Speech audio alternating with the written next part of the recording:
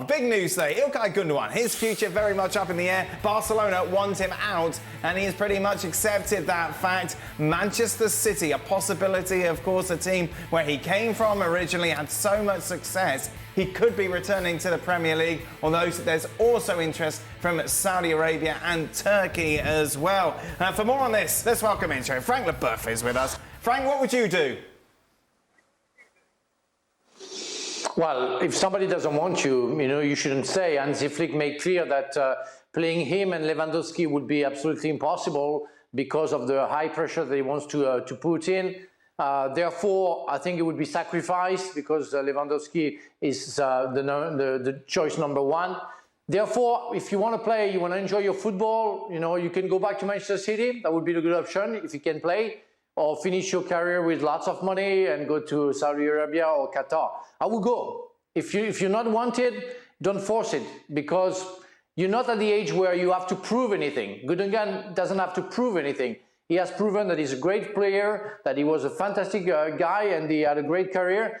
But it would be hard for him to challenge Hansi Flick and try to prove him wrong. You could put a tactical spin on this, but really this is all about getting those wages off the board for Barcelona so they can get Dani Olmo in, for example. Yeah, and also he was a bit of a big mouth last year.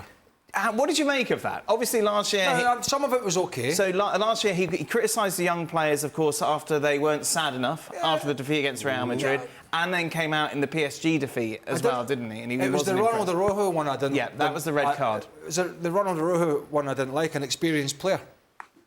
A very good player who didn't have a very good season.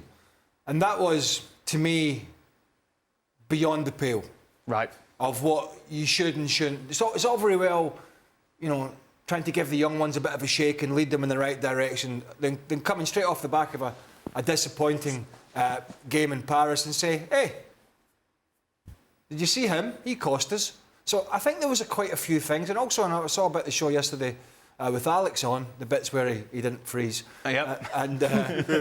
And he was right, he was good last year, but he wasn't the Man City Gundogan. Mm-hmm. OK, Barcelona are a work in progress, so it wasn't always easy for him. But look, I think when you put all those things in, and his wages, this is Barcelona where they are, isn't it? Yes. Having to look to get people out. It was Frankie de Jong a couple of years ago. He refused. There have been others. Dembele was a big part of a push at one point. Eventually he went. But I would be disappointed if we just see another one go to Saudi Arabia. Right.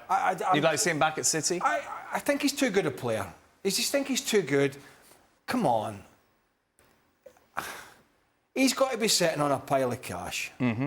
All these guys have to be already sitting on a pile of cash. When is it not enough is enough? And to say, look, I'm going to go back to Man City or wherever it is, I'm going to finish my career, I'm going to play at the highest level. I understand there's two sides to this story, but I think once you go there, you've just sold your soul and you said, right, I don't care, I'm just going for the money. I think the other side to that is Gundogan is 33 years old. So while we're talking about, yes, a talented player, but surely that time comes where you're past your sell-by date, certainly in European football and Saudi Arabia. Is he past his sell-by date?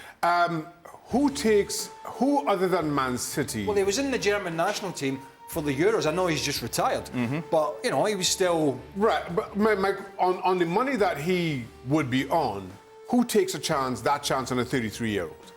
And that for me, I'm not sure that, especially with profit and sustainability and everything else going on, who takes that chance on Ilkay Gundogan? I understand Barcelona wanting to get rid of him. It makes perfect sense, kind of given their situation and the incidents that both Craig and you mentioned. But who takes that chance on Gundogan more than just year by year? And I'm not sure that, well, other than Chelsea, which we may get to, I'm not sure that there's that club out there. But why wouldn't Man City take him back in as long as there was no bridges burnt, as long as there was no doors slammed shut when he left, which I don't think there was. I don't really necessarily think that Guardiola wanted him to go, but respected his decision, have been a long servant of the club and the manager, a chance to go and play at Barcelona, a club that the manager himself had great success at. So I think there was nobody standing in his way. And I don't remember anybody, any of us sat here, or anybody for that matter, when Gundogan left Man City, saying he's finished. Yeah. But he's finished. And he's an extra body for them. Don't forget, Rodri didn't play at the weekend. He is a guy who plays all the games generally, but it's going to be a long season. Kovac has done a great job. I know Gundogan's not a deep line midfielder, but it's another body in there. It's another body. Calvin Phillips is gone, out on loan again. Why would City, not even for a year, just say, listen, I tell you what, we'll take you back in. Can't guarantee you play as many games as you did over the last 3 or 4 years before you left for Barca, but you're going to beef the squad up at a time when they're probably going to get their biggest challenge from Arsenal. And you get to live in Manchester again. What a treat. And you get the sunshine and fish and chips and all that sort of stuff. So we could see Gundogan returning to Manchester City. Of course, as we discussed over the last couple of days as well, we could see Joao Felix returning to Chelsea. This looked closer and closer to being a done deal, but unlike last time, this would be permanent. A 6-year contract, 53 million euros. Conor Gallagher going in the other direction. Shaka, I know you've been away for a few days on your holidays. Were you surprised when you saw this? I'm not sure that anything surprises me anymore with Chelsea, but I mean, this was kind of speculated on even before I'd been away, and didn't make any sense then. Continues to not make any sense now. Now, how do Chelsea Football Club find themselves in a position where they have to sell players or bring players in to save money that they don't need? Players that they don't need. Joao Felix was there previously. To Ian Dark's comment yesterday, did all right. I wouldn't be that kind. But all of a sudden now, you reward him with a 6-year permanent contract. Yeah. I mean, Chelsea have found themselves in a position that is simply impossible to understand or explain. And you cannot make sense of what they're doing. You cannot try to figure out what their long-term plan is. Made no sense 4 weeks ago, makes no sense now. Bonkers. We sat here at the weekend and said, he hasn't found a place for the best Chelsea player last year by a country mile in Cole Palmer. And he stuffed him out in the wing, in the wide position to fit another midfielder in Enzo Fernandez, right? Because he wanted to play Lavia, Caicedo and Enzo Fernandez. So he had to shuffle Chelsea's best player by a country mile out of position. You throw in, you got Madueke, you got Modric, and you got Sterling, who's on the outside, but you got all these other players, and Kunku, who played and wasn't very good, to be honest. So you got all these players, now you throw another one in, right? And I've never doubted that Joao Felix is a talent, right? But we have a sample size here. In fact, even bigger than a sample. Here you are given a 6-year contract, +1, to a player who was at your club recently and struggled. Yep. And struggled, right? That's. I mean, send these recruitment people and Todd Bowley the video of him struggling at Chelsea. Send them the video of him being inconsistent at Barcelona. At times good, at times bad, at times in the team, at times out the team. And yet, here we are, a 6-year deal for a player who's already worn the shirt and shown he can't guarantee to deliver on a regular basis. Well, he just goes in with a pile of players that come into that category. Cole Palmer apart, and 1 or 2 of the younger ones, there is a pile of players at Chelsea who the big question mark over their head is, can they deliver consistently? And they've just given a contract, a huge contract, plus 50 million, whatever it is, pounds, dollars, euros, I don't care. As Shaka said, you sit back and you go, they've got a guy up front who basically can't hit a barn door from 12 yards. He'll run all day. He'll run all day up front, Nico Jackson. But he's not a finisher. I know you lads talked about it yesterday. And yet here they are piling on this new manager, piling on with more of the same. Yep. If Joao Felix had gone to Chelsea and was a sensation and then had left and they said, well, tell you what, we could do with a bit of that back here. Let's push the boat out to get this chap back because he's going to make the difference. That's what Atletico Madrid thought. And it's never happened. What the hell's going on? How happy are they? How happy are Atleti? Two things continue to jump out at me at this. One, again, you ask yourself, what other club in world football does this deal but Chelsea? Yes. None.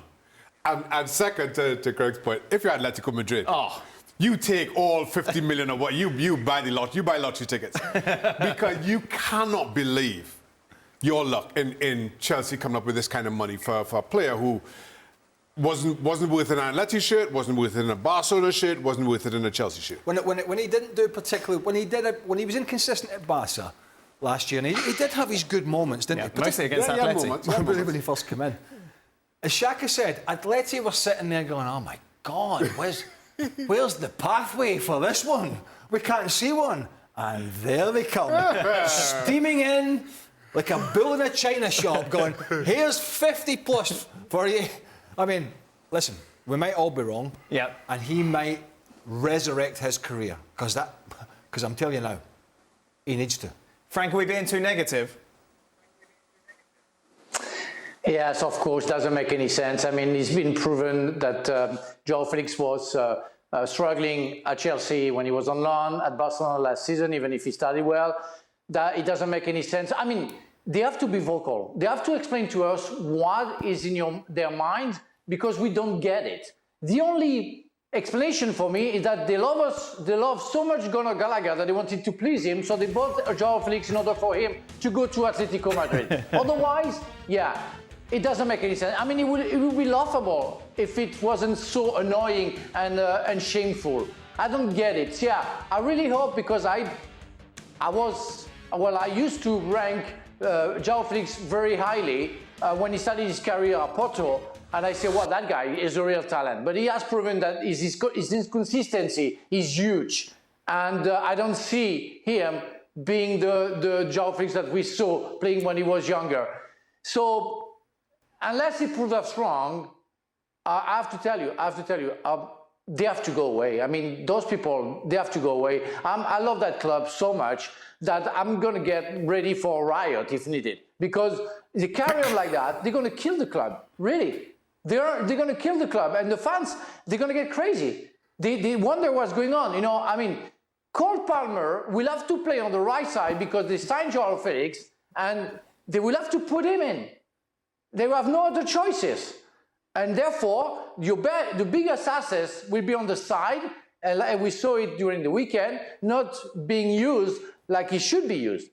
So again, it doesn't make any sense. And I don't want Maresca to explain to us what he wants to do. He just wants to, right now, please the club, have some political speeches. We don't care. I want the board to talk and to explain to me and the fans what they want to do, because we don't get it, really.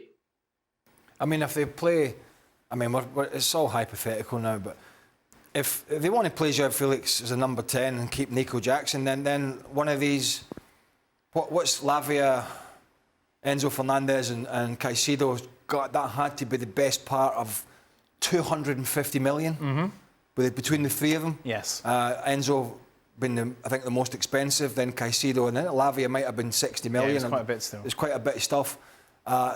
Then you have to manoeuvre one of them.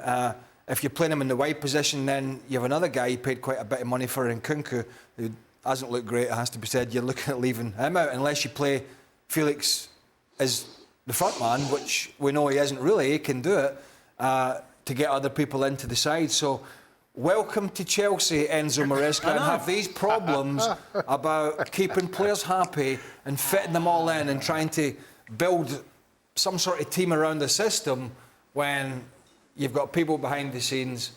And what I want to know is, Chelsea talked big about their structure. You know, we've got the ownership coming in, we've got the financiers, and then we're going to go and get the best recruiters and scouts. And what they did was, and this sort of, I think, pegs it down to the shambles it sort of has become, is that they then got two guys in the recruitment roles and decided to have a dual recruitment role. So it works well. It's two teams. Yeah. It's not only on the field they're doubling up on every position, they're doing it in the recruitment department as well. So as we mentioned, it looks like Conor Gallagher is going the other way. Then finally moving to Atletico Madrid. In theory, he might be available for Atleti's game this weekend, which you can see, of course, on ESPN+. That's the late game against Girona preceding that. Real Madrid against Rayo Madrid is the early game, which is not at 8 a.m. It is, in fact, at 10:30 a.m. But to be fair, it's only 2.5 hours out. And then before that, it's Barca against Athletic Club. Interesting game for the opening game in Montjuic this season. All those matches available on ESPN+.